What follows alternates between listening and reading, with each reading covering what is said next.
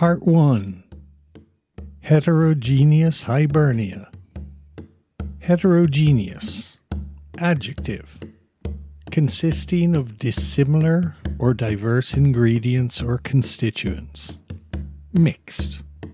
As in, an ethnically heterogeneous population.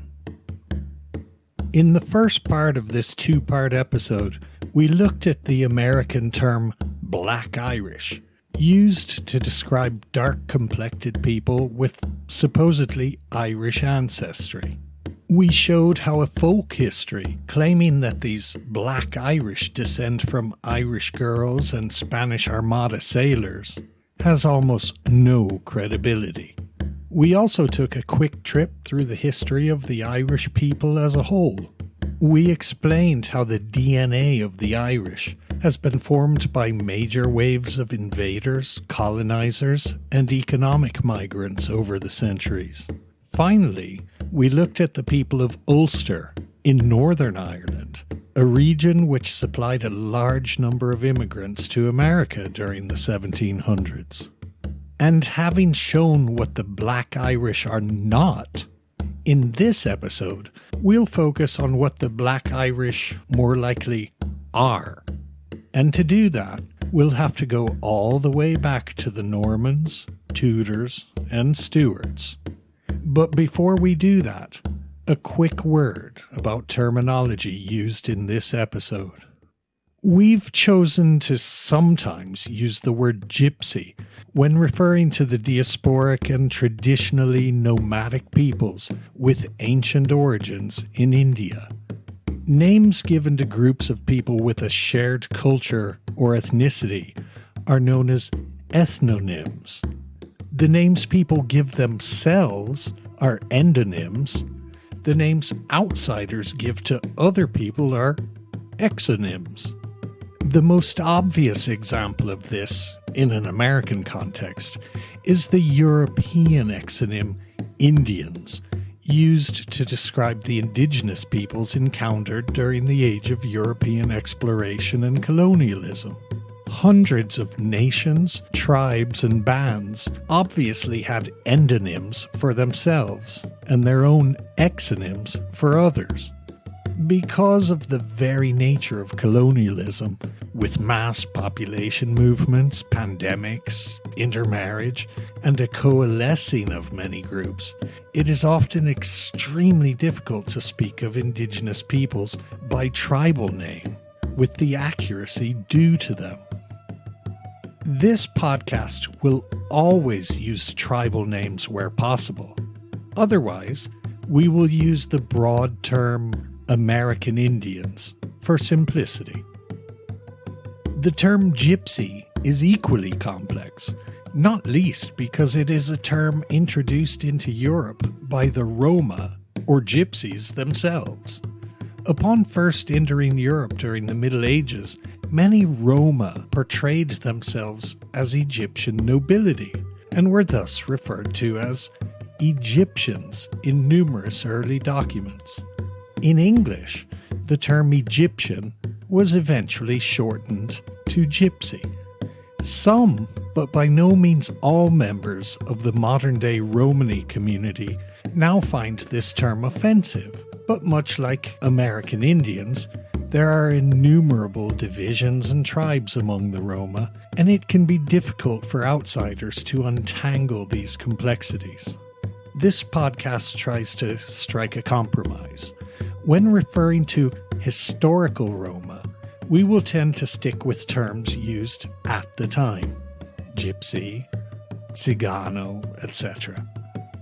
When referring to modern Roma people, we will attempt as far as possible to use more appropriate contemporary terms such as Roma, Romani, Romanishal, Sinti, Kale, Manouche, etc.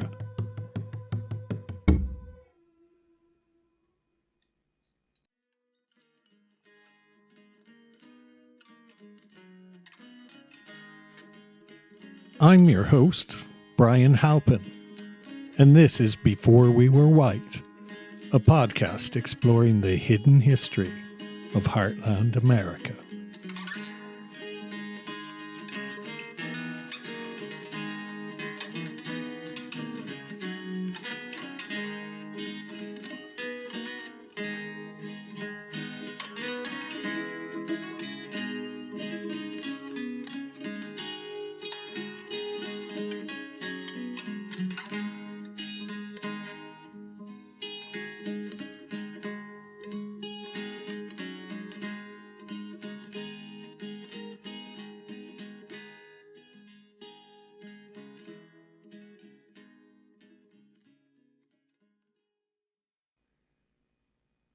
Part 2.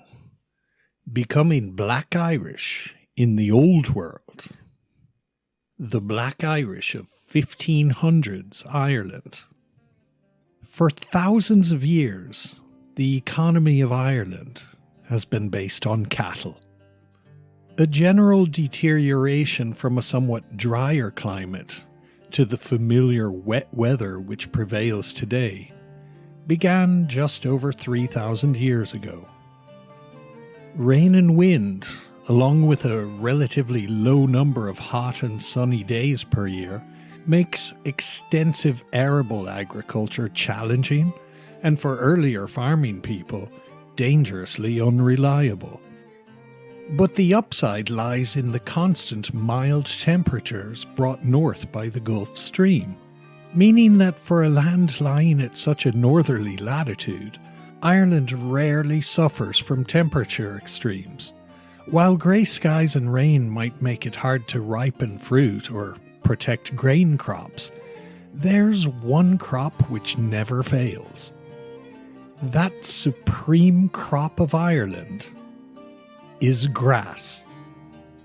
And as any keeper of livestock knows, while humans can't eat grass, they can eat the animals which can. Even better, humans can eat and preserve dairy products like cheese and butter. In olden times, the Irish tended to favour wild boar and venison for their sources of actual meat. Cattle were considered far more valuable as dairy animals, with calves and bullocks traditionally slaughtered at the end of the growing season. Because the sudden surfeit of bones during slaughtering time might attract wolves and other scavengers, these bones were piled high and burnt. This is the origin of our word bonfire. Even though the Irish have used ditches, banks, willow hurdles and hedges to enclose and control cattle since late antiquity, people practiced open husbandry right up until the end of the 1700s. Cattle would be driven onto uplands during the summer, where herdsmen and herdswomen would spend the season living in boolies or small mountain huts, where they could keep an eye on the cattle, milking and doing other essential chores such as spinning and weaving. Which is all to say that before the English conquest of Ireland, the Irish economic system required a great deal of mobility, not only for managing livestock, but for many other things. Various craftspeople and peddlers lived more or less on the road. Woodcutters and charcoal burners moved among the dense forests. Swineherds drove long-legged greyhound pigs through woodlands, fattening them on acorns. Cattle raiding, or cattle rustling, between territories was almost a ritualized sport. So when the first Norman warlords arrived in Ireland, hoping to live the life typical of European feudal nobility at the time, that is to say, living well off the backs of hard-working sedentary peasant farmers and tradesmen, things were rather more complicated than they might have hoped. It is little wonder that these Normans, or Old English in Ireland, eventually found themselves adopting tried and tested Gaelic ways of living. This doesn't mean that the Irish were happy about the situation. While many Gaelic chiefs were powerful enough to withstand the Normans, others weren't. But the Irish who were dispossessed did not simply accept their lot meekly. Many Gaelic and Norse Gaelic soldiers, or kerns, retreated into the safety of Ireland's still broad woodlands to fight a constant low-level guerrilla war against the invaders. These people of the forests, called woodkerns, from the Irish Eherni Quilla, would be a thorn in the side of the Anglo-Normans and the later Tudor and Elizabethan armies for the next 400 years. The reason we are laying all of this out in such detail is to show how the Gaelic economy and culture in Ireland allowed much greater scope for mobility than was possible in England at the time, just before the Tudor and Elizabethan wars of conquest and colonisation. This was a situation which likely suited immigrant Romani, or gypsies, very well indeed. There can scarcely be an ethnic group more invisible than the Irish Romani. This is no accident. Between 1554 and 1783, the very fact of being a gypsy was a hanging offence, at least on paper, throughout most of the British Isles. In practice, this legislation ceased to be enforced after the mid-1600s, yet it hung like a sword of Damocles over the heads of the Romani, meaning they had to tread lightly in their interactions with non-Romani or Gajo. We know that gypsies had been in England since at least 1505 during the reign of the Tudor king Henry VII. 25 years later, his oft-married son Henry VIII sought to ban any other Romani from entering England and tried to deport those already present in his realm. Here is a section of the Act passed in 1530. Note that outlandish simply meant foreign at the time. Quote, "An outlandish people, calling themselves Egyptians, using no craft nor feat of merchandise, who have come into this realm and gone from shire to shire and place to place, in great company, and used great subtlety and crafty means to deceive the people, bearing them in hand that they, by palmistry, could tell men's and women's fortunes, and so, many times by craft and subtlety, have deceived the people for their money, and also have committed many heinous felonies and robberies to the great hurt and deceit of the people that they have come among." Unquote.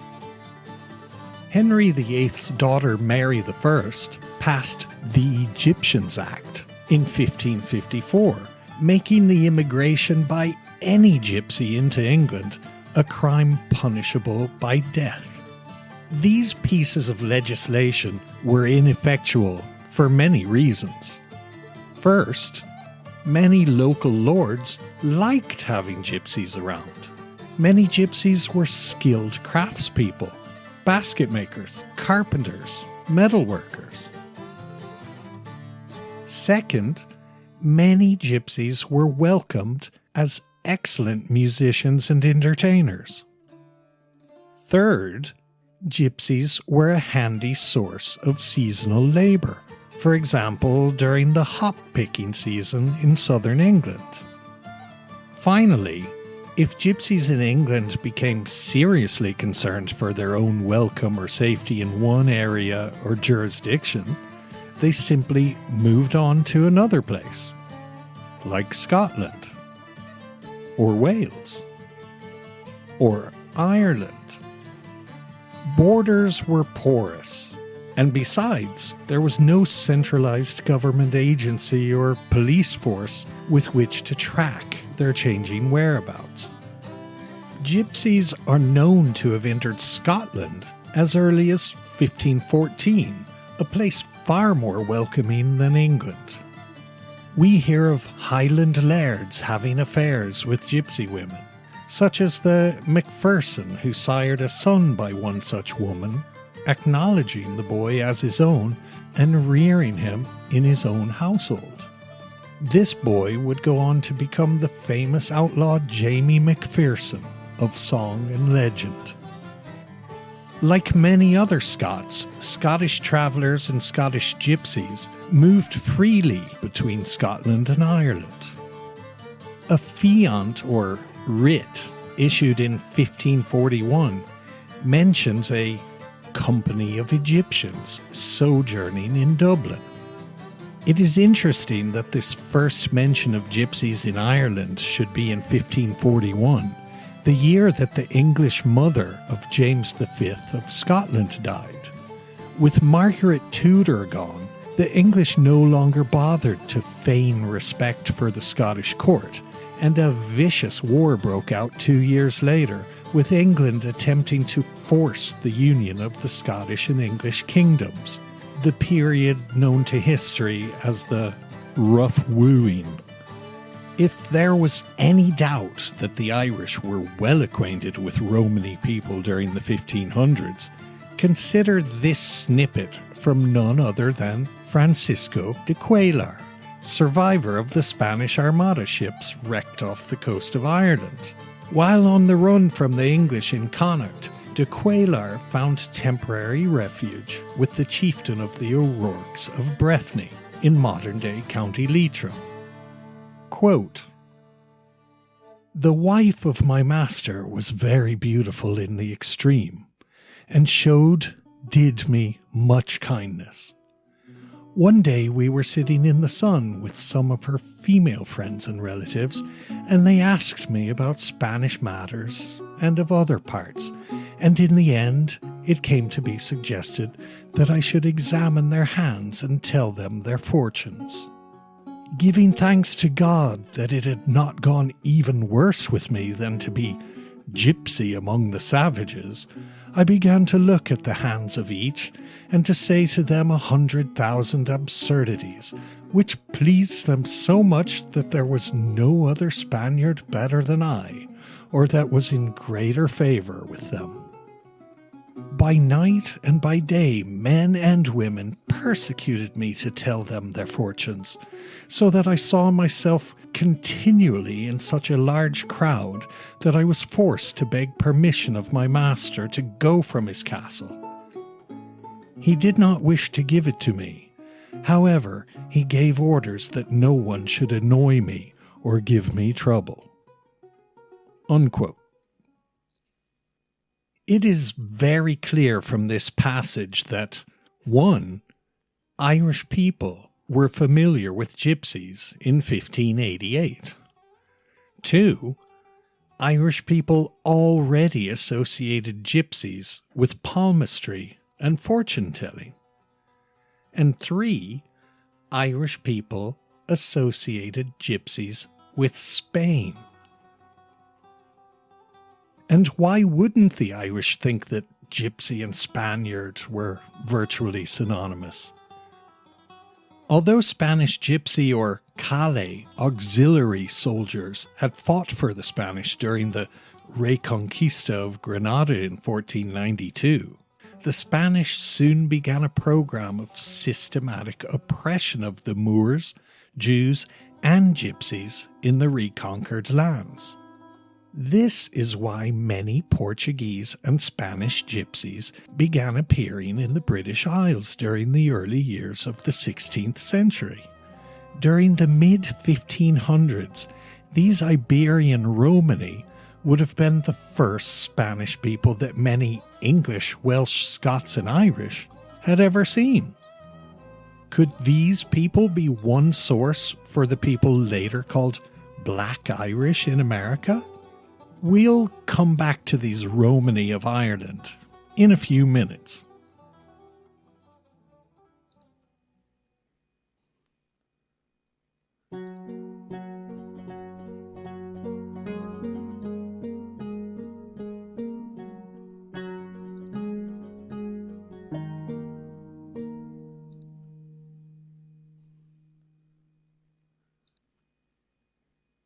The Black Irish of 1600s Ireland. Remember back in our last episode when we outlined the horrors of the Tudor conquest and the 9 Years' War of the late 1500s and early 1600s? After the flight of the Earls in 1607, which saw much of the Irish nobility going into exile, Irish resistance to English rule became largely limited to bands of outlaws living in the remote hills and forests of places like Tyrone and Donegal. Growing conflict in England and Scotland between Charles I and Parliament seemed to offer a window of opportunity to the Catholic Old English and Gaels of Ireland. And in 1641, a full-blown rebellion against English rule erupted in Ulster, soon spreading over the entire island. The part of this wider war which was being fought in Scotland by Charles I made many Scots, including Scottish Romany, liable to military conscription. Many of those unwilling to fight ended up travelling over the water to Ireland, with gypsies crossing in such numbers that ships' owners were soon forbidden to carry them. The complexities of allegiances between royalists, Catholics, parliamentarians, Puritans, Gaels, Old Norman English, Confederates, Protestant Covenanters, and others has filled volumes. What matters here is that the English parliamentarians won the English Civil War. Charles I lost his head, and the leader of parliamentarian forces in England and Scotland turned his gaze to the west. The campaign of Oliver Cromwell, his officers and soldiers in Ireland between 1649 and 1653 is known in Gaelic as An Cuggy an Críochnaí Éire, the war that ended Ireland. The violence and atrocities of this time are the stuff of transgenerational Irish memory and trauma. Out of an island-wide population of perhaps 1.5 million, at least 200,000 people, and quite possibly double that number, died over the course of a decade. 2 out of every 3 dead were women, children, or elderly non-combatants. Even fire and brimstone Protestant clergymen like John Owen, who had followed his soldiering brothers to Ireland, was horrified by the, quote, poor parentless children that lie begging, starving, rotting in the streets, and find no relief. Tories, from the Gaelic Tory, or Irish irregular guerrilla fighters, fought from their forest and mountain strongholds in places like the Wicklow Mountains right up until 1660, but the game was up.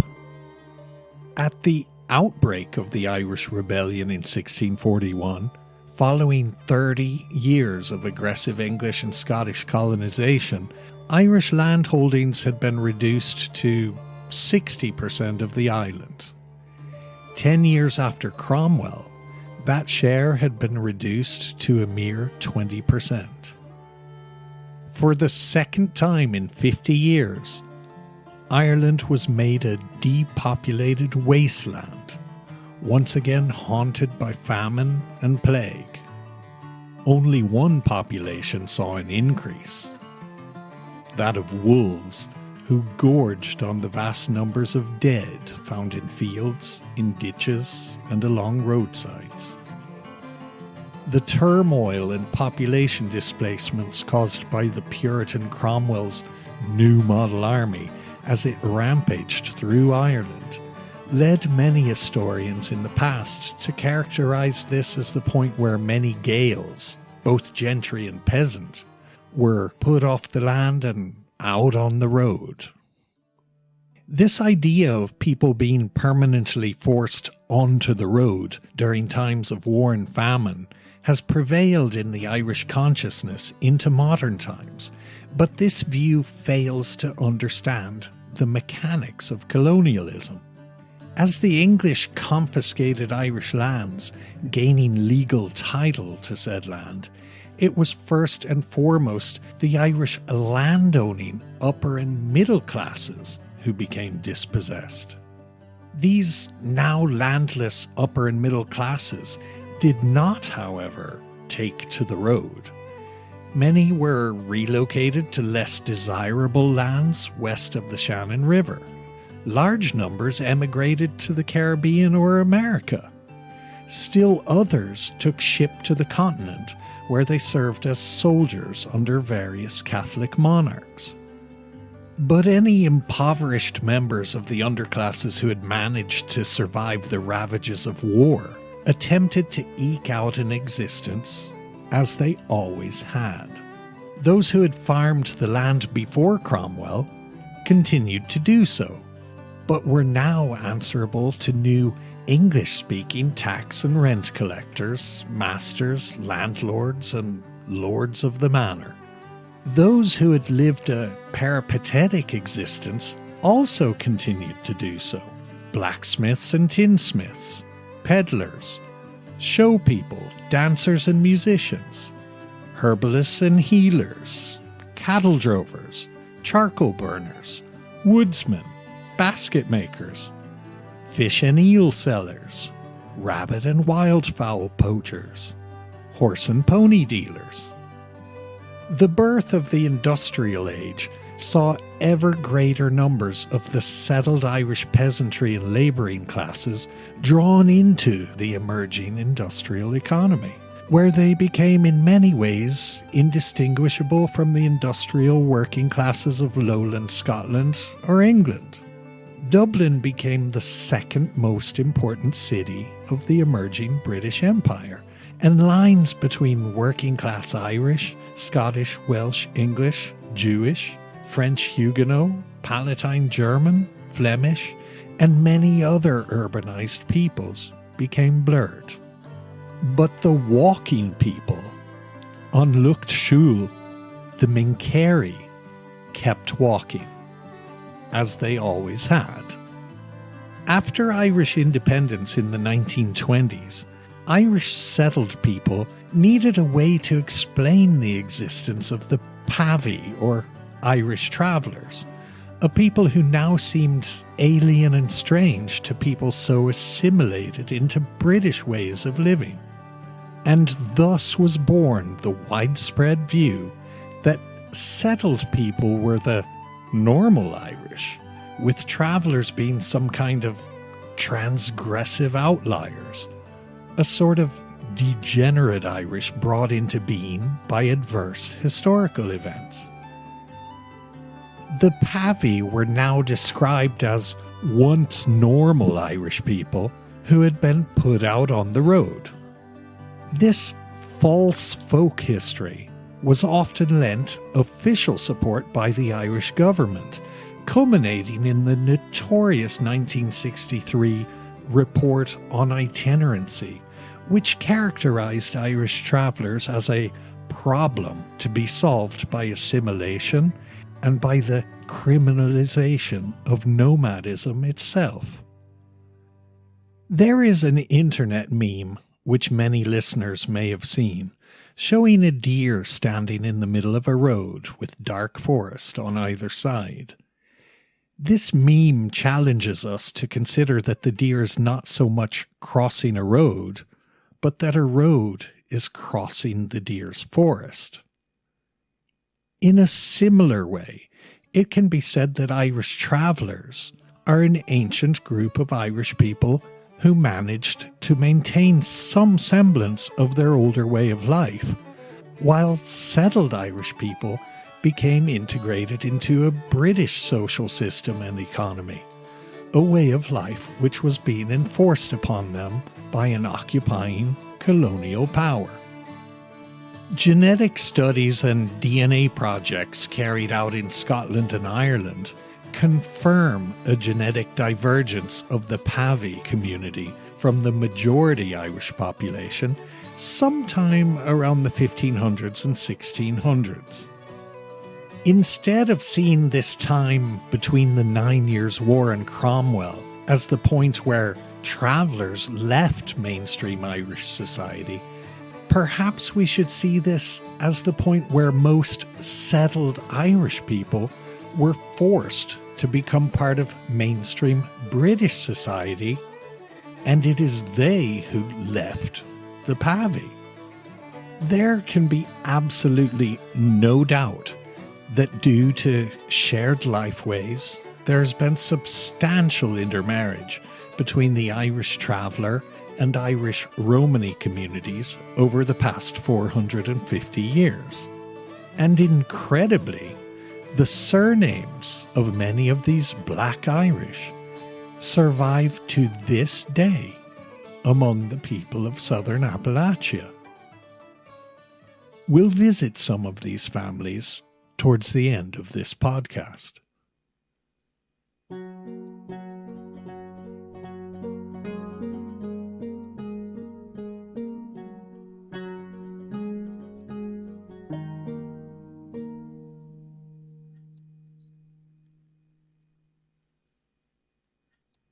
The Black Irish of 1700s Ireland, especially in Ulster. Those who listened to the podcast episode immediately preceding this one will have already learned that many people arriving in America from the province of Ulster in Ireland during the 1700s were not a cohesive or homogeneous group in any ethnic sense. Northern Ireland throughout the 1600s and 1700s was from the outset a multi-ethnic frontier colonial enterprise, later developing into a place of rapid industrialization, especially in the field of textile manufacture. Think of a place like Kansas in the mid-1800s, a hodgepodge of old mix Americans, recent European immigrants, and indigenous peoples. The descendants of people arriving in America during the 1700s from this multi-ethnic colonial Ulster would spend the next 100 to 200 years in America calling themselves English, Welsh, Scots, Irish, or indeed American. The one thing they certainly never called themselves was Scots-Irish. That so-called ethnicity or identity would only be invented after the American Revolution, becoming particularly popular in the 1840s and 1850s as a way to differentiate themselves from what they perceived as the low-life, Catholic, Gaelic-speaking peasant scum arriving in America to escape the Great Irish Potato Famine. So, which groups were leaving Ulster for America during the 1700s? Well, obviously there were Ulster Scots. It is important to remember that the largest wave of Scottish migrants into Ulster arrived during the 1690s on foot of the 7 ill years, a period of widespread famine in Scotland. Were all of these people Scottish Presbyterians? No. Many of these Scottish economic migrants to Ulster would have moved on to America within only 1, 2, or 3 generations, and it seems unlikely that they saw themselves as anything other than Scots, and they certainly never called themselves Scots-Irish. Another group leaving Ulster for America were Ulster Catholics, who had plenty of reasons to abandon Ulster for America, and plenty did. English and Welsh families who had arrived in Ulster over the decades following plantation also took boats to America, both as free and indentured immigrants. The surnames of these families are often hard to distinguish from the Scots in Ulster, as there is a great deal of overlap in surnames used by the borders people of lowland Scotland and northern England. Many English Quaker families were also among the people in Ulster who would press on for America. But who other than Irish travellers and Irish Romany might have later been called Black Irish. Remember we mentioned the burgeoning textile industries in Ulster? While the Scots were entering Ulster during the 1690s due to economic pressures and famine, another group began arriving en masse from France due to religious wars: the Huguenots. We won't get into the complexities of the wars of religion in Europe during the 1500s and 1600s. In 1685, the Catholic King of France overturned decades of relative religious toleration and began to persecute the French Protestant population, a group who became known as Huguenots. Usually, when Americans mention religious persecution, they do so in the context of early modern England, in which Puritans were constantly at odds with the established church under Charles I. But events in England and Scotland cannot be compared in any way to what was occurring in France under Louis XIV, with Catholic troops or dragoons being garrisoned in Protestant households in order to intimidate and force conversions. At first, those refusing to convert were strongly encouraged to emigrate. When the flow of emigration became such that it threatened the state treasury, emigration was discouraged and things turned very ugly indeed. Entire villages were torched, with inhabitants being massacred. Protestant Huguenot insurgents fought back from bases in the mountains of southern and southeastern France. What matters to us here is that Britain, as a Protestant country, actively encouraged the immigration of skilled Protestant craftspeople and artisans from mainland Europe, including Flemish people from the Low Countries and the aforementioned French Huguenots. It is estimated that over 10,000 of these réfugiés, where we get our word refugee, eventually made their way to Ireland during the 1690s, with many fetching up in Ulster, where their skill as silk makers and weavers was very much welcomed. As we said already, Huguenot territory was mostly in the south of France, in the Vaunage, Languedoc, Cevennes and Camargue regions, between the Central Massif Mountains and the Mediterranean. The Camargue region is in fact the traditional heartland of French Romany or Manouche culture, a people who were also at the receiving end of persecution and also strongly encouraged to emigrate. Many of these refugees, whether Southern French, Mediterranean French or Manouche, would have been of swarthy appearance in comparison to the native Ulster Irish and Scottish settlers of the province. Could these people have helped to form part of the people called Black Irish in America? It seems likely, for later we find French people living among and beside people from Ulster in early 1700s Pennsylvania in America. We know many of these families, French and Ulster folk, would follow the Great Wagon Trail south into Virginia and the Carolinas over the next few decades, intermarrying along the way. Some still carry French surnames like Ferret, Hewitt, Chappelle, Beaufort to this day. Of course, all of the French Huguenot women who married into the Scottish or Irish communities around them will have lost their French surnames. But their DNA would live on in the black hair and dark eyes of children and grandchildren bearing Irish surnames.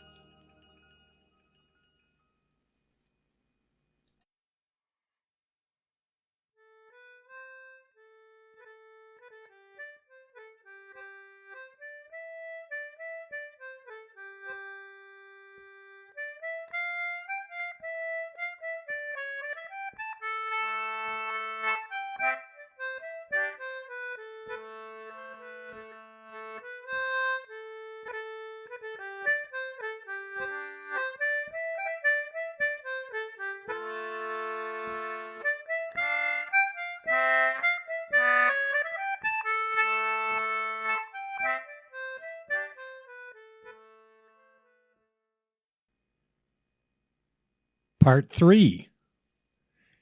Becoming Black Irish in the New World. The Black Irish in Colonial America, 1607 to 1784. So, we've taken a look at some of the effects of war and immigration on Ireland during the 1500s, 1600s, and 1700s. Let's step backwards one more time and cross an ocean to Jamestown in Virginia.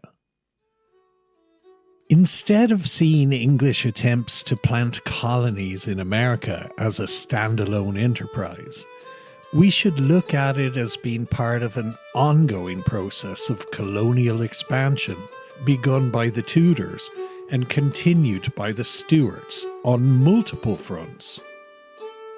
The Spanish Armada, the attempted colony at Roanoke in Virginia, the 9 Years' War in Ireland, the plantation of Ulster, and the founding of a settlement at Jamestown all took place during the same short 19-year period. Hardened veterans of the carnage in Ireland would be part of efforts to put English boots on American soil in 1607. Not only this, but it seems that native Irish got roped into the American project as well, probably as disenfranchised prisoners of war, sailors, or impressed servants. This is why we find men like Francis Magnall or Dionys O'Connor at Jamestown. The names are of course Irish, but we can also suppose these men were Irish Catholics due to the artifacts uncovered by archaeologists at the Jamestown site. These items included a lead crucifix with an image of a praying woman, probably Mary, beneath the body of a Christ figure.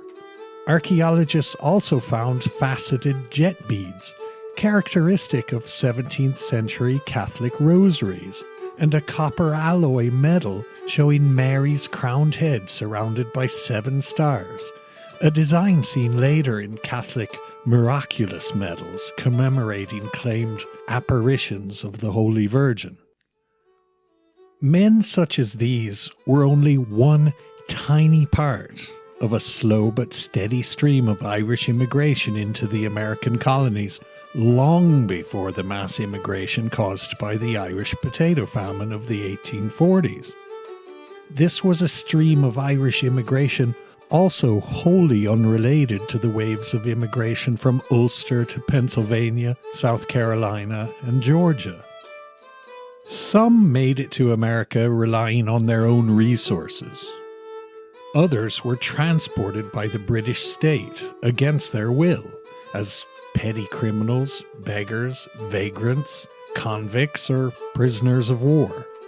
Many would have been sailors aboard navy and merchant vessels, jumping ship in various ports to escape terrible shipboard conditions and harsh treatment at sea.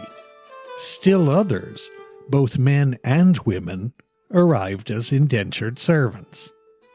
Shorn of their old communities, culture, and social structures, these Irish were very much part of the American colonial underclasses, and many took partners, wives, and husbands from among other groups at the bottom of the social pile. Free people of color, runaway slaves and servants, dispossessed indigenous peoples. We find their descendants, or at least people carrying their Irish names, among the earliest individuals and families along the edges of the Anglosphere frontier. George Croghan, born in 1718, was an Irish-born fur trader in the pre-Revolutionary War Ohio country, long before European settlers drove the Indians from those lands. Speaking both Iroquois and Algonquin languages, with a prominent Mohawk woman named Takaroga as his second wife, Croghan sired at least one mixed ethnic family and managed to become a huge and influential landholder. The Revolutionary War saw Croghan accused of treason to the Patriot cause, a trumped-up charge which had more to do with the property ambitions of a certain man named George Washington. Descendants of the O'Sullivan Bear family of County Cork show up in colonial Anglo-America. Scores of O'Sullivan women and children were slaughtered in cold blood in 1602 by English forces under George Carew as they took refuge on Dursey Island. The leader of their clan, Donald Cam O'Sullivan Bear, was in Ulster seeking help from the O'Neills at the time and arrived back home to find a quarter of his kinspeople dead. He gathered around 1,000 of his remaining kin and began a desperate march north to seek protection among the free Gaelic chieftains still holding out in Connacht and Ulster. Starving, freezing, and harassed by Irish allies of the English, only 35 souls out of the 1,000 arrived in the north alive. Donald's nephew, Philip O'Sullivan Bear, eventually fled like many others to Spain, where he became a soldier and writer. Descendants of the O'Sullivan Bears show up in colonial America on both ends of the social scale. John Sullivan of New Hampshire would become a general in the Revolutionary War, employing English-style scorched earth tactics against the Iroquois allies of the British. Other Sullivans would show up in colonial Virginia, intermarrying with the Paddywhackery Indians there. Felons show up out of nowhere in the mountains of Virginia in the late 1700s, intermarrying with Herons, who were enumerated as free people of colour. This Irish surname has evolved into Phelan, spelt F-A-L-I-N, in some parts, with some descendants today apologists for the Confederacy and the so-called Lost Cause. Basically, multi-ethnic brown people touting their Irishness while espousing white pride. It is worth noting here that Heron is a surname very common among Romani in the British Isles.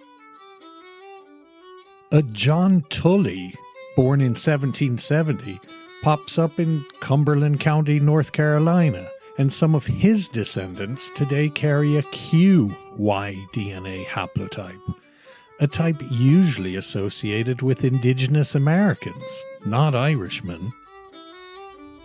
Surprising DNA profiles among those with Irish names are far from rare. Descendants of John McKee, born in 1801 North Carolina, carry a T haplogroup, usually associated with Arabic people from the Middle East.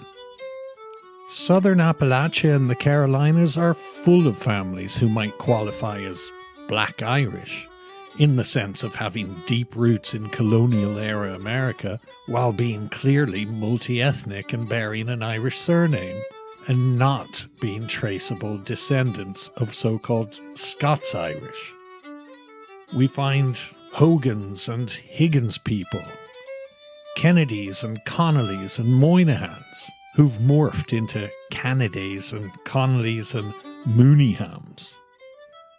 One of the names most representative of the multi-ethnic Lumbee Indians of North Carolina is Lowry, from the Gaelic O'Laura. All of these people were made in America, and it is these people who form the greater part of the people later called Black Irish.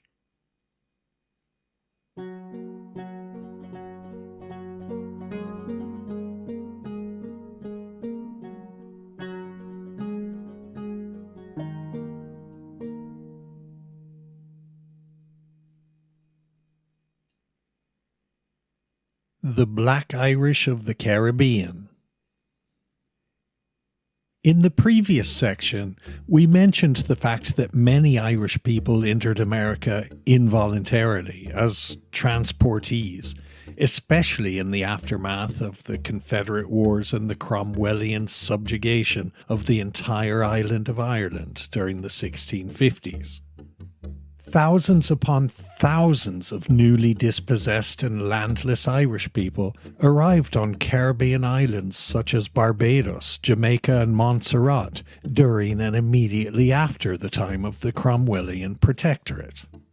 Some of these middling Irish Catholic gentry tried to save their future and their status by gathering up many of the lower-class impoverished Irish and sailing with them to Caribbean America to make a fresh start. The unluckiest Gaels, those with no financial means, were often rounded up by Cromwell's henchmen and brought to ports such as Galway to be transported directly to islands such as Barbados. Anyone classified as a beggar or vagrant was liable to be swept up in these mass deportations, and these so-called vagrants almost certainly included many Irish travellers and Irish Romany. Once these unfortunate souls reached a port in the Caribbean, local businessmen and planters would essentially pay the ship's captain a fee for the right to hold such transported persons under contracts of indenture, usually for a term of between 4 and 7 years. These are the people often quite wrongly called white slaves by racist campaigners seeking to compare a fixed term of servitude with the institution of chattel slavery. These white rights campaigners use the eventual social advancement of the Irish in America to imply some sort of innate white superiority to people of colour. A sort of, look at us, we were once slaves too, but we pulled ourselves up by our bootstraps and didn't whine about it.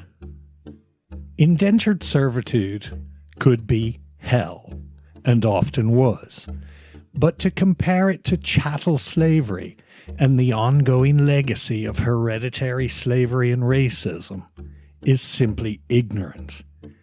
Anytime someone attempts to pipe up with this nonsense, all of us can do no better than to ask a few simple questions. When did segregation end for these Irish? Are landlords in New York and Boston refusing to rent to Irish people? How recent exactly was the emancipation of these Irish slaves? When did the last Irishman have to give up his seat on a bus or be refused entry to a diner?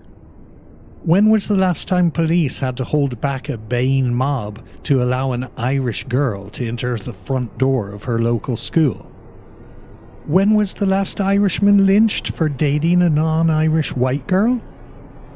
How many people of Irish descent were choked to death or shot dead by police over the past decade? Please, sit the down and shut the up. Sorry, on we go. The eventual introduction of outright African slave labour alongside these Irish indentured servants did begin to cause problems for the wealthy elites. Many aggrieved Irishmen under indenture regularly made common cause with the Africans toiling alongside them, and the elite planter classes had to work assiduously to drive a wedge between white and black, usually by extending rights to the Irish which were withheld from Africans. Eventually, the simple laws of economics solved this problem for the wealthy white elites. As the slave population increased and more indentured Irish completed their terms of servitude, it became clear that hardly any of these rowdy and willful Irish people would remain in the Caribbean. Few could afford to purchase the land needed to set up for themselves.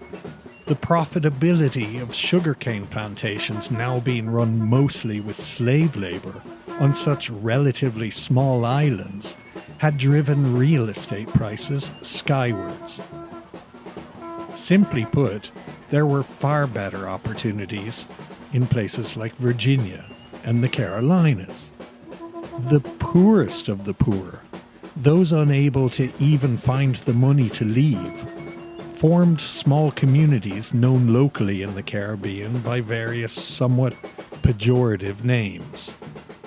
Redshanks, or poor whites, and poor Bacra Johnnies, and Edie White Mice, or Beckonicks. We know that at least some of these poor Irish had families with Afro-Caribbean people. The Barbadian pop star Rihanna's grandmother, Elizabeth, is said to have Irish ancestry from one such family of redlegs. It has been estimated that of those who could afford to leave the Caribbean, at least 10,000 of these, often still Gaelic-speaking, out-of-contract Irish, waved goodbye to Barbados in the years after 1660. Large numbers also left places like Jamaica, Montserrat, and the Leeward Islands. At least half of these are thought to have entered America throughout the late 1600s and early 1700s, often through southern ports like New Orleans or Charleston. And since you ask, yes, many of these Irish had mixed ethnic families.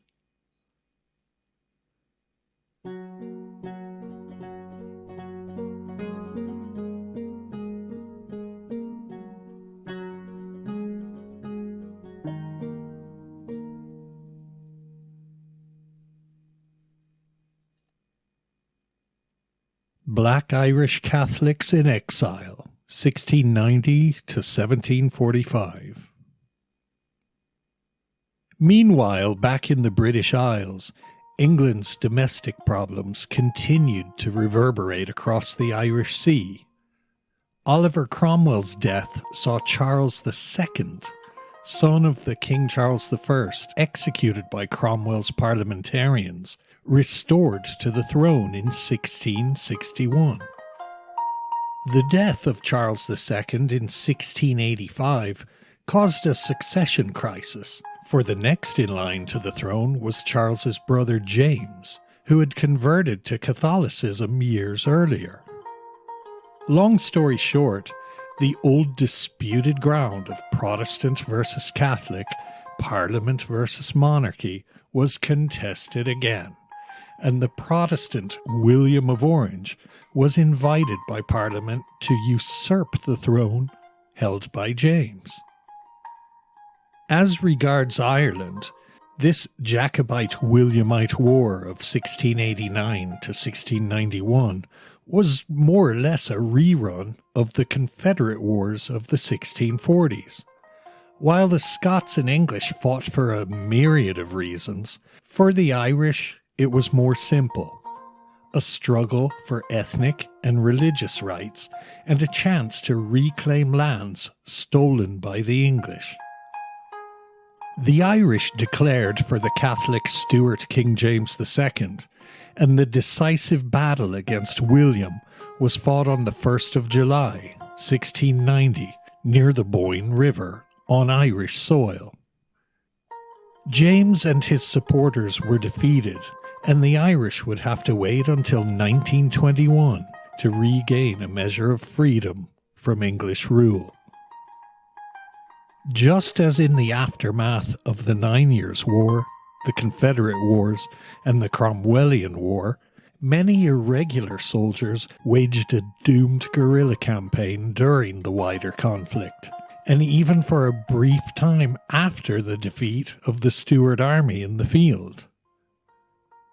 These rapparees included Limerick men such as Michael Galloping Hogan, who would refuse to accept terms of surrender laid out in the Treaty of Limerick, fighting on for another 6 months before eventually going into exile in France with the last of the wild geese, the term given to Jacobite supporters who left Ireland's shores.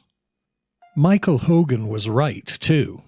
The English reneged on the promises made in the treaty. The wild geese would go on to found families and serve with distinction in the armies of France, Spain, Portugal, Austria, Italy, Sweden, and Poland.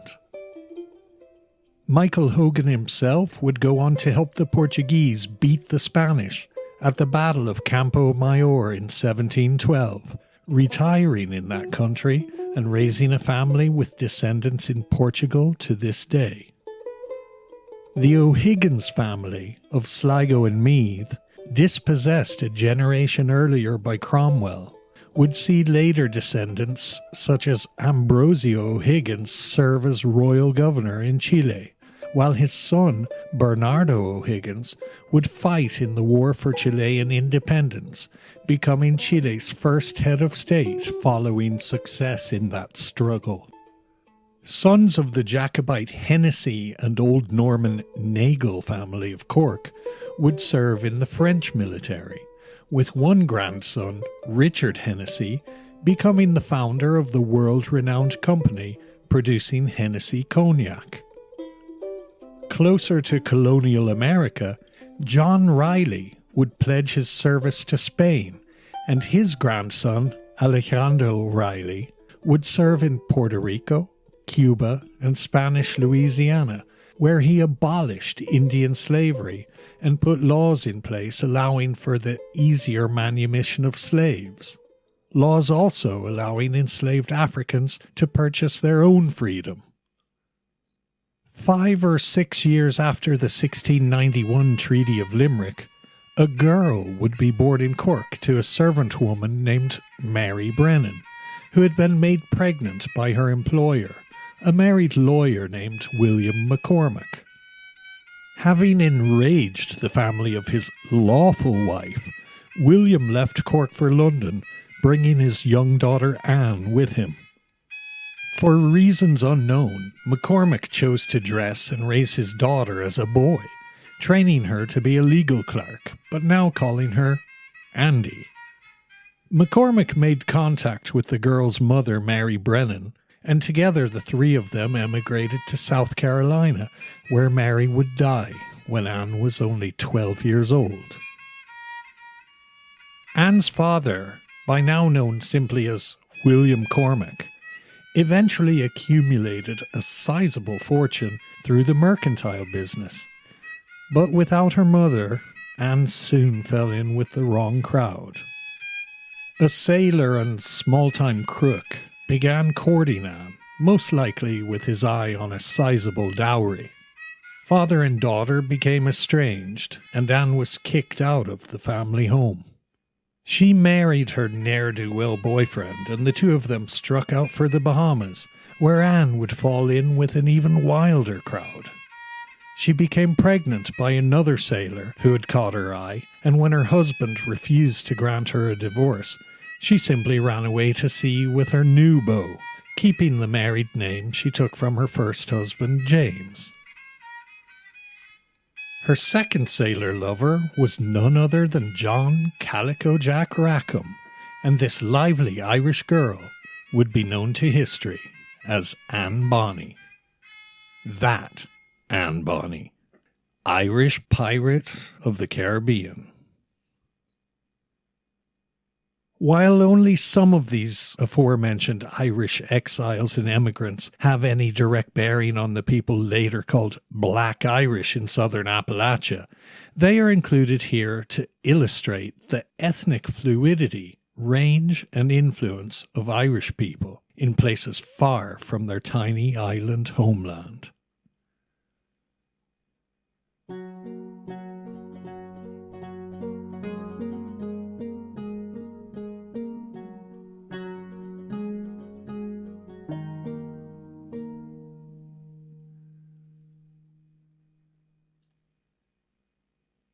The Silent Underground River, 1718 to 1776.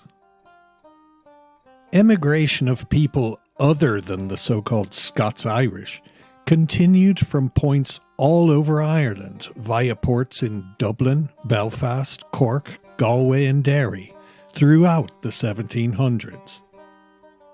Remember the wars of religion which were raging inside France during the late 1600s and early 1700s between the Catholic government and Protestant Huguenots?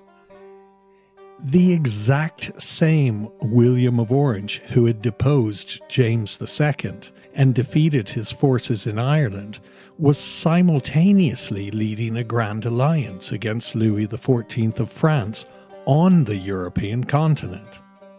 We've already heard how these wars of religion and power caused a mass exodus of French Huguenots to places like the Dutch Republic, England, Ireland, and America. But at the same time, tens of thousands of German peasants had been made refugees, displaced by violence and famine. Many travelled up the Rhine as far as the major port city of Rotterdam in order to flee via boat to the UK or America. German Sinti, or German Romani or German Gypsies, were being viciously persecuted in the contested lands of Alsace-Lorraine and the Rhineland-Palatinate between eastern France and western Germany at this time. Many of these gypsies fled along with Palatine Germans to Rotterdam, where they spread outwards to other coastal towns and ports of the Baltic and North Seas, seeking and negotiating terms for a passage abroad to the UK or its American colonies. How does this relate to Irish people? Most of these Palatines had their hopes set on making it to America, but in 1709, a council of Irish gentlemen landlords convinced Queen Anne to divert over 533 Palatine refugee families to rural Ireland in the hope of creating a more cooperative population of tenants.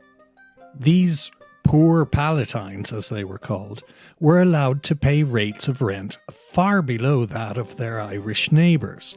So, of course, they encountered much local hostility. Within 3 years, over 300 of these families had given up and headed to Dublin in the hope of finding paid work there. Some eventually moved back to England, but others, just like many French Huguenots had done, eventually boarded boats for America. The names of those Palatines who arrived in America via Ireland are scattered to this day throughout southern Appalachia, but I've yet to hear an American claim to be descended from the German Irish. Amusingly, some of the people in America with the surname Vance, who see themselves as distinctly Scots-Irish, are more likely descended from Germans who left Ireland bearing the surname Wentz, spelt W-E-N-T-Z.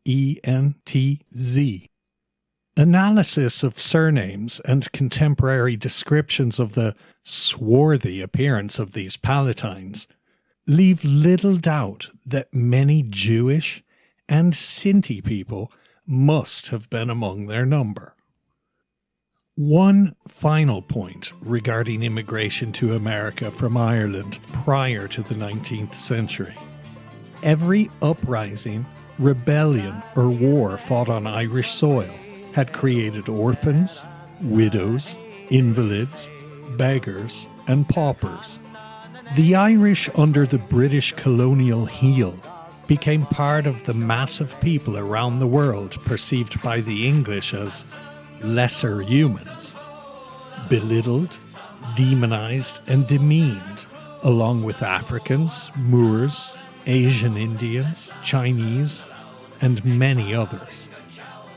As the industrial age began, the underclass victims of empire soon began arriving in cities like Dublin, Bristol, and Liverpool as a supply of cheap labour, impoverished rural Irish among them. Cut off from old ways of social support or the traditional matchmaking of rural communities, these new urban Irish were far more likely to marry across ethnic lines. They were also never far from sinking into a life of vagrancy, alcoholism, begging, or crime. Almost everyone knows that colonial Australia began as a British penal colony in 1788. Fewer realise that the transport of convicts there only began once the American Revolution made the dumping of convicts in the 13 colonies no longer possible. The exact number of Irish prisoners of war, beggars, vagrants and criminals sent to the American colonies during the 1600s by the Stuarts, Cromwell and the Williamites is difficult to ascertain. But between the years 1718 and 1776, we know that over 52,000 convicts were sent to America from the UK, including Ireland. Decades of war, devastation and dislocation in Ireland had created a huge population of street orphans, the uneducated, the untrained, the unemployed, the underclothed, the cold, and the hungry. Another hammer blow arrived in the form of the Great Frost and Drought of 1739 to 1740, which destroyed most stocks of seed potatoes, leading to a famine in Ireland which killed hundreds of thousands of the poorest Irish. A once proud people had been reduced to a state of degradation in which to be a rural Gaelic speaker was to wear the badge of the lowest underclass, reduced almost to savagery. Many Irish had been turned into a desperate people, a people often forced into a life of crime or vagrancy, and thus the most likely to end up in a courtroom to find themselves sentenced to transportation overseas. Among the many Irish convicts sent to America, there were almost certainly many Irish travellers and Irish Romany. Each of those generations who survived the shocking events of 1580, 1607, 1641, 1650, 1690, 1740, or 1798 must have felt as if God himself had deserted Ireland. Perhaps he had, because there was more in store for the Irish in 1845. On Tuchras Moor, the Great Hunger.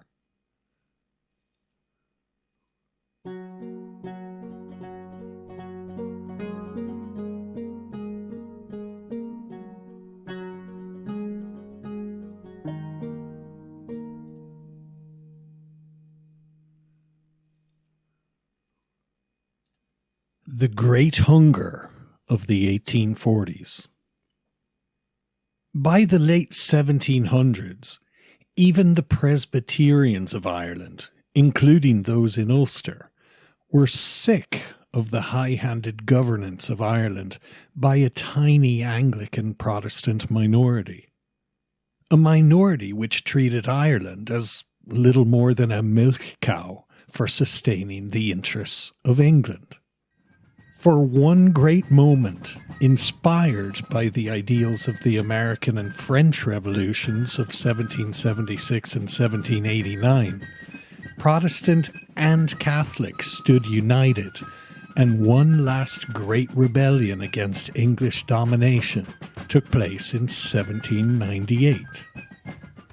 The Estates General of France even landed troops under Jean-Joseph Humbert in County Mayo in the late summer of 1798, but they had arrived too late. After a promising start to their campaign, they were defeated a month later by Generals Lake and Cornwallis, the same Cornwallis who had surrendered years earlier to American forces at Yorktown. The French were allowed to return home to France. The Irish were bayoneted to death in a bog, while those captured were summarily hanged. The Kingdom of Ireland was subsumed into the UK by the Act of Union in 1800. Because we are primarily interested in understanding the origins of the Black Irish, We won't dwell at great length on the causes of the Great Famine, which began 47 years after the 1798 rebellion. Put simply, through no fault of their own, the Irish underclasses had become overly reliant on the potato for sustenance, on an island which had doubled its population every 100 years since 1600. Even worse was the situation under English penal laws, in which Irish tenant farmers were forced to divide their land equally among their children upon death. This meant that land holdings had become smaller and smaller with every generation, until many families were forced to eke out a living from farms of less than 5 acres, and often even less. Potatoes became the only crop able to sustain a family on such a small holding. But for a number of years during the 1840s, the main potato crop in Ireland failed due to blight, a mould caused by an airborne fungus-like microorganism. Good governance could have easily alleviated the worst effects of this catastrophe. Good governance of Ireland from Westminster and Dublin Castle is, of course, a centuries-old oxymoron. Agricultural produce continued to be exported from Ireland for cash, while over 1 million people dropped dead of starvation and famine-related diseases in the fields, houses, and along roadsides. At least another 1 million would emigrate, with most seeking passage to America, but perhaps 200,000 took the cheaper crossing of the Irish Sea for ports in Liverpool and Glasgow. The sheer horror of the situation can be gleaned from contemporary newspaper accounts, like this from the Glasgow Argus in 1847. Quote, "The streets of Glasgow are at present literally swarming with vagrants from the sister country, and the misery which many of these poor creatures endure can scarcely be less than what they have fled or been driven from at home. Many of them are absolutely without the means of procuring lodging of even the meanest description, and are obliged consequently to make their bed frequently with a stone for a pillow." Unquote. This is from an article entitled "Irish Destitution and Disease," published in the Glasgow Courier, also in 1847. Quote, "Without the slightest exaggeration, that this city is now in as bad a condition as respects Irish pauperism and disease as any city or town in the most afflicted districts of Ireland itself. Independent of the infirmary and every other customary receptacle for fever patients being quite filled with these persons, they are now to be seen every day squatting in swarms on the river banks beside the bridges, and individuals are often found stretched in a state of suffering and covered with rags and filth in the public thoroughfares." Unquote. Michael Condon, a priest who was based in the East End of Glasgow, recalled that "the fever scenes were truly awful. I had to administer sacraments to the living as they lay chattering unconsciously to the corpses beside them." Many landlords back in Ireland had decided that it would be cheaper to export their starving tenants than to pay additional taxes meant to feed them. This led to the infamous coffin ships, which left ports in Liverpool, Cork, Limerick, Sligo and elsewhere for Canada and the USA, crammed with people already weakened by extreme hunger and disease. Between 10 and 20% of passengers on these ships died en route. Of those who made it ashore alive, another 10% were gravely ill and often ended up in overcrowded quarantine hospitals. Nativists in places like New York and Boston, the 19th century equivalent of the worst MAGA types today, often welcomed Irish immigrants with a hail of stones, or even organised arson attacks on quarantine hospitals. Other Irish succumbed to cholera and typhus outbreaks in overcrowded slums, or while working as labourers on the railroads and other industrial development projects. For those who survived, the future would mean facing into years of being treated as little more than human scum. Many Irish signed up for the military as a quick fix to poverty, with some being sent immediately to the border with Mexico, as the USA sought to engineer a war with Mexico as an excuse to annex more land. A plan which was ultimately successful, seeing what is now New Mexico, Arizona, Utah, Nevada, and parts of Colorado and Wyoming added to the USA's real estate portfolio in 1848.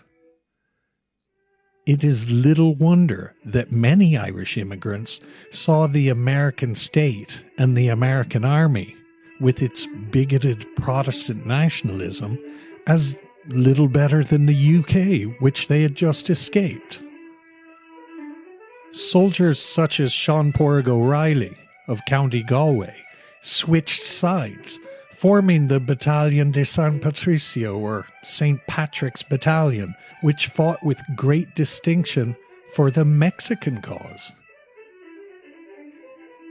These stories are shared here to give a picture of where the Irish stood in the American social hierarchy before they jumped aboard the white bandwagon, realizing that being part of the correct racial caste was the only currency with any lasting value in their new home.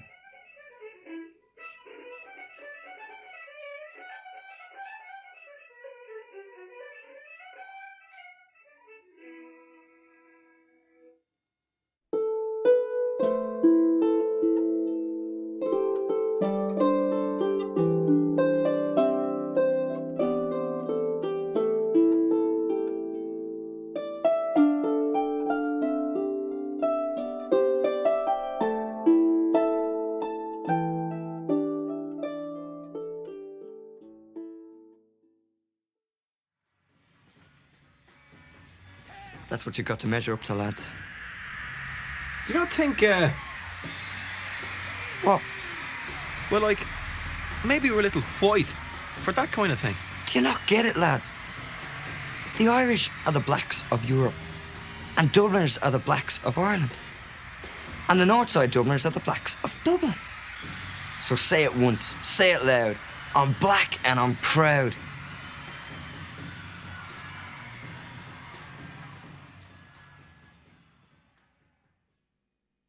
Epilogue. I'm black and I'm proud. So, here is a roundup of reasons for the existence of dark Irish people. Black Irish, Source 1, the Black Irish of Ireland. The Irish Romany. Yes, they existed and still exist. Sometimes an illustration helps, so here's one. We find descendants of Anglo-Irish clergyman Robert William Renison of County Offaly in America today, still carrying an H haplotype, which is almost proof of Romany ancestry. History is silent on whether the Renaissance men were actually Romany, or if the wife of a Renaissance was less than honest about who caused the bump in her belly. Did a brown-eyed handsome man pass through town? We'll probably never know. Black Irish, Source 2. Earlier in this episode, we spoke at length about the Pavy and learned that many Irish traveller families have intermarried with Irish, Scottish, Welsh and English Romany. The surname Collins is well known among Irish travellers and is a huge name among the Melungeon people of Appalachia. Endless essays have been written about these Collins people, usually noting their dark complexions. Collins' descendants make various ancestral claims, but what is certain is that many Collins men carry an R1b haplogroup, which is the most common haplogroup in Ireland. While it is extremely likely that the Collins people in Appalachia share ancestors from a variety of ethnicities, including African and Indigenous American, this writer is yet to hear anyone suggest Irish traveller ancestry, which does seem rather odd. Black Irish. Source 3. Lascars. Irish men working for the Irish East India Company often imported South Asians into England, Ireland and America as personal servants or as a source of cheap labour. A huge percentage of common sailors on British naval vessels during the 1700s were in fact Asians, recruited or impressed into service from English and Portuguese trading colonies in India. This meant that a large number of South Asian traders, soldiers and sailors found their way to English, Irish and American shores. East Indian domestic servants and lascars often received one-way passages, and if they parted ways with their employers or ship, they usually were left to fend for themselves without any resources. Many were reduced to vagrancy in port towns such as Cork, Liverpool, or Charleston, South Carolina, where they formed part of the social underclasses alongside the Irish. We've already mentioned French Huguenots and French Manouche. We've also outlined a brief history of German Palatines in Ireland, along with German Sinti or Romani. The list of dark-complected people in Ireland over the centuries could go on, whether it be John Sutto, a black sailor shipwrecked off County Louth in 1783, who found work and courted a local Irish girl named Margaret O'Brien, a girl who happily accepted his advances. We know this because their marriage was announced in the local newspapers. Anyone lucky enough to attend an opera between 1750 and 1753 in Dublin might have heard the acclaimed singing of Rachel Baptiste, a black woman. In the years after the Irish famine, men of colour like Andrew Tobias, a native of County Cavan, could be found working in New York, surprising his neighbours and co-workers with his strong Irish accent, which seemed to them unmatched to his physical appearance. All of the foregoing is not to claim that most Irish are not pale in complexion. They are. But historically, Ireland is far more multi-ethnic than most realise.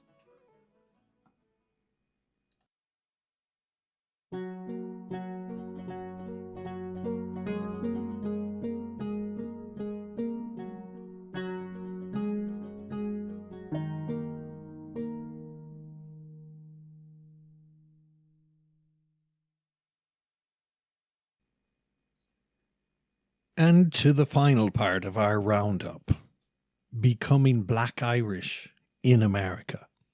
We've learned of the Irish who travelled both voluntarily and involuntarily to the Caribbean, and how Irish people, male and female, intermarried or had families with Afro-Caribbean people there.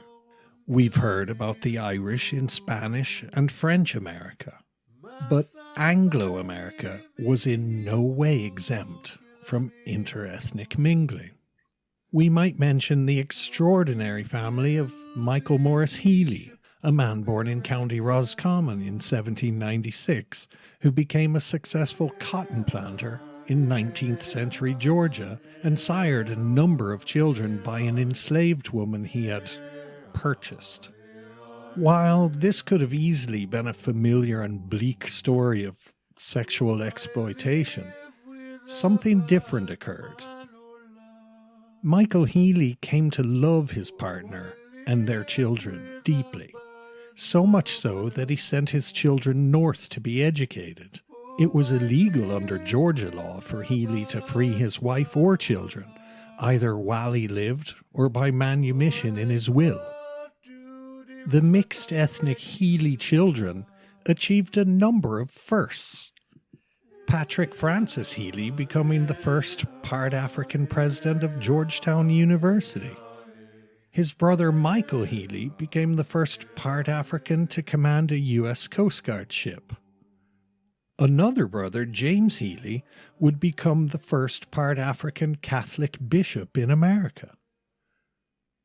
We already mentioned the Sullivans of Stafford County, Virginia, an ostensibly Irish family enumerated in census forms as free people of color. This family said to have intermarried with the Paddywhackery people of Virginia. Remember the brigand or rapparee Galloping Hogan from the Siege of Limerick in 1691? It is tempting to wonder if his extended kin or uncles are the same Hogans who appear out of nowhere in colonial Virginia during the late 1600s. After all, once Limerick had fallen, around 20,000 soldiers and rapparees were shipped out of Ireland as part of the Wild Geese. This number would have included between 1,000 and 2,000 women and children. It had been intended that these people would travel together to France to form James II's army in exile, but many had had enough.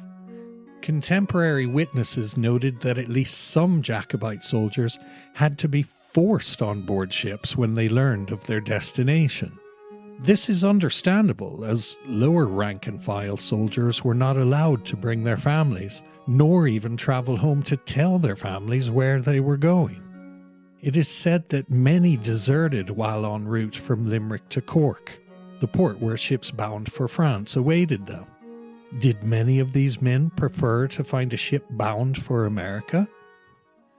We find an Edward Hogan, born in 1704, living in the back country of Virginia colony, drowning when his canoe overturned while crossing the James River in 1750.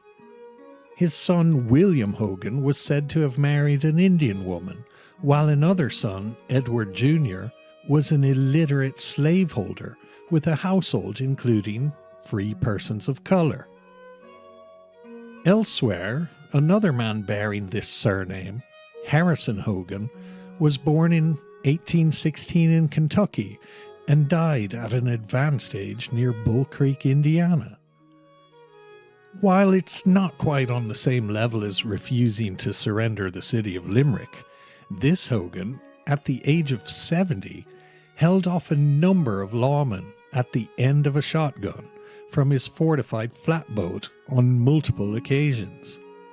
It seems that one of his former wives, he had at least 4, not including consorts, one ex-wife was seeking a court order against some of Harrison's property. It is believed that all efforts at enforcement were unsuccessful. While his deep family origins are obscure, he was said to have had black hair and black eyes.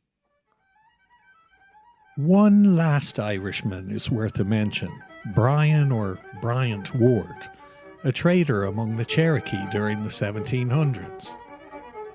Ward is notable for having been briefly married to Nanyehi, or Nancy, a woman who carried the honorific title Beloved Woman of the Cherokee, due to her exploits in helping defeat a band of Muskogee Creek in battle after her first husband, Sula or Kingfisher, had fallen in battle. Brian Ward would eventually return to the world of the white man, moving down to Georgia to live out his days until his death in 1815. He did leave behind children, though, including a daughter by Nanyehi named Betsy, who would marry Joseph Martin, son of an English immigrant to Virginia. Another of Brian Ward's children by another woman, a son named John Ward, would himself marry a half-Cherokee woman named Catherine McDaniel. more Irish connections. We can't leave before reminding our listeners that McDaniel is an English corruption of the Irish surname MacDonald, and that both Ward and MacDonald are surnames very, very common among the Irish traveller community. It is a terrible thing to lose one's language. It's even worse to lose one's entire cultural memory and to replace that cultural memory with empty iconography. Trick-or-treating at Halloween, wearing of the green on St. Patrick's Day, shamrocks, rainbows and leprechauns, maybe Guinness, U2 or Sinead O'Connor. There is a field in County Kerry where the English murdered hundreds of war prisoners in 1580 during the Desmond rebellions in Munster. Mostly Italians and Spaniards sent by Rome to help arm the Irish. But it wasn't only soldiers murdered. It was women and children too, for in those days families often followed the armies, carrying food and other supplies, feeling safer than if left at home to face possible rape, pillage, or burnings. Hundreds upon hundreds of people were made to kneel in a field beside the sea, where they were beheaded. Ruthlessly, systematically, in cold blood.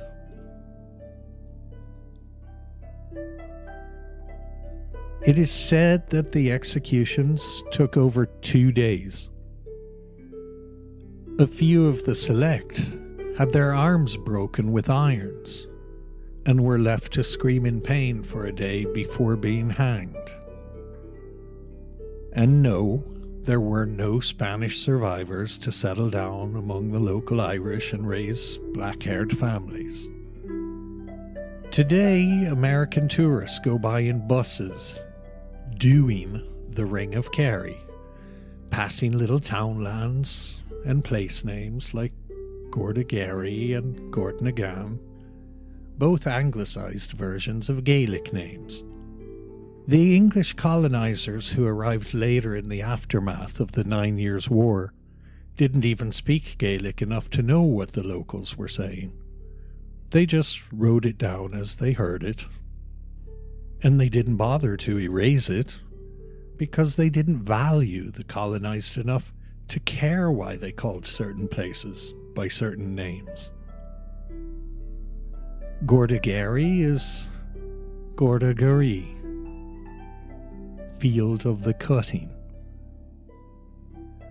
Gordnagan is Gordnagan, Field of the Heads. Walter Raleigh was part of this execution party.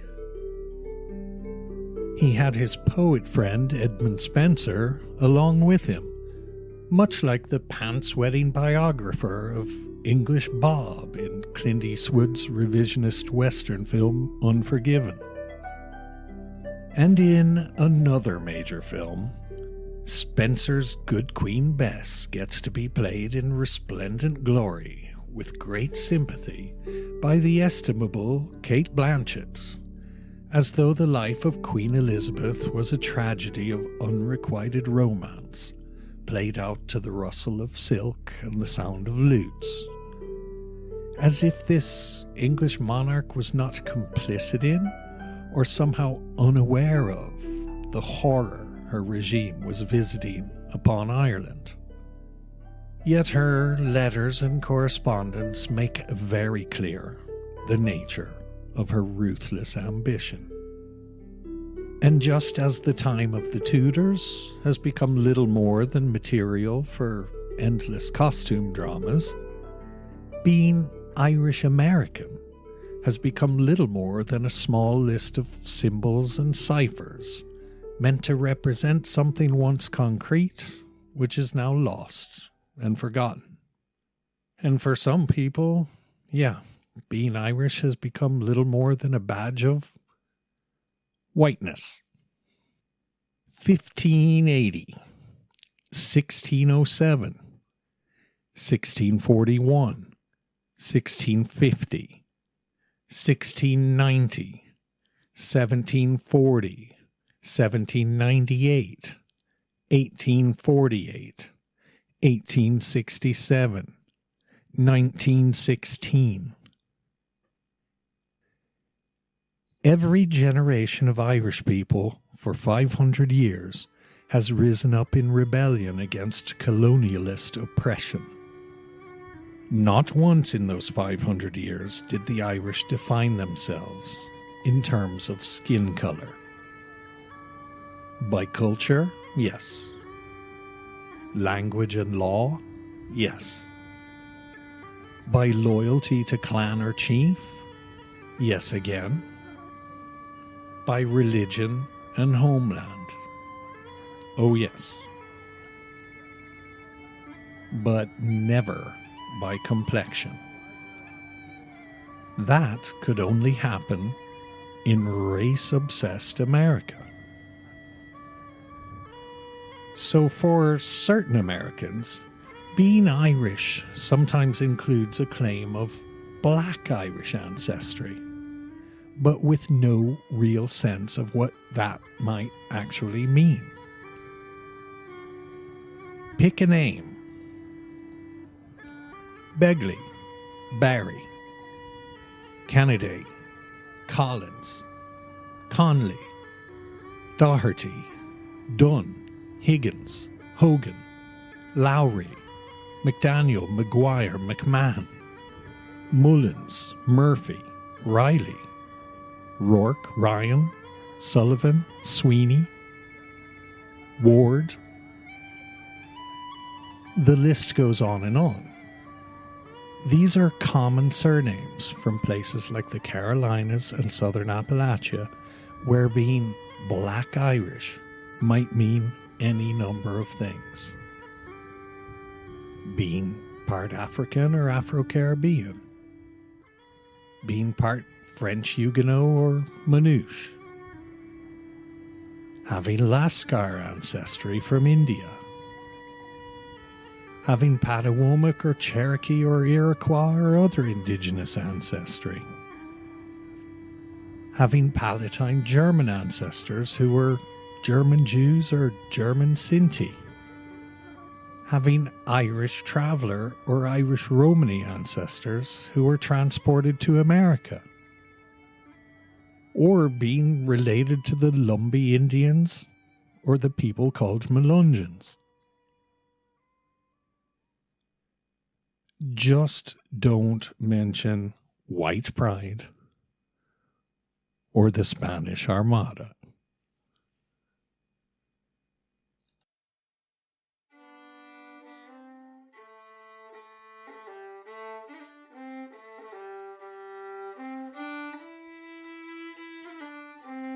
This episode of Before We Were White was written and produced by your host, Brian Halpin. Before We Were White main theme performed by Dave McLaughlin, Rodney Lancashire, Ray Cohn, and Steph West.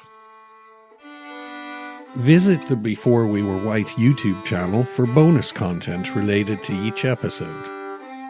Episode notes, resources, show transcripts, and further reading lists are available to supporters on our members page at beforewewerewhite.com. Supporters are also added to our social media forum, where they can field questions pertaining to podcast episodes and much more. Our work would simply not be possible without the ongoing help of our friends. Heartfelt thanks go out to the rock-steady crew of Leanne, Jane, Pamela, Tara, and all of those listeners who like and share links to our podcast episodes. An especially warm welcome to our new patrons this month, Kelly, Paula, Sandy, John, Karen, and Elizabeth. If you would like to support us as well, please visit www.beforewewrewhite.com/support. Every contribution helps, large or small. Thank you.